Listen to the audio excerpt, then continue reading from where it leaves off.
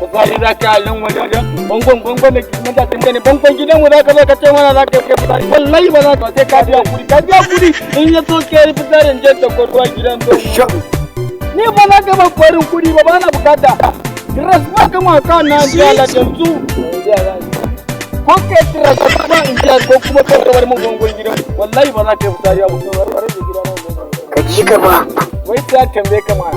ana gida shi za ka zo bangon gidan mutane ne fitsari amma sai kakin ina ne kai ma kakin ina ne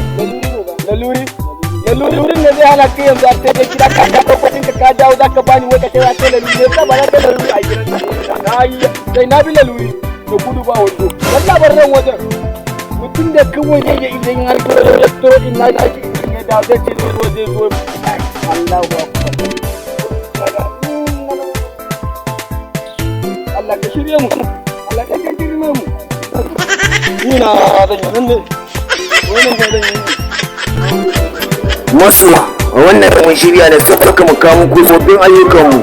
a YouTube channel namu mai suna Alfaya TV ku danna subscribe sannan ku danna alamar karrawa da zarar mun saki sabon aikin za ku gani mu ma za mu sanar da ku taya mu da addu'a Allah ba mu sa Allah cire mu daga cikin masifa da bala'i.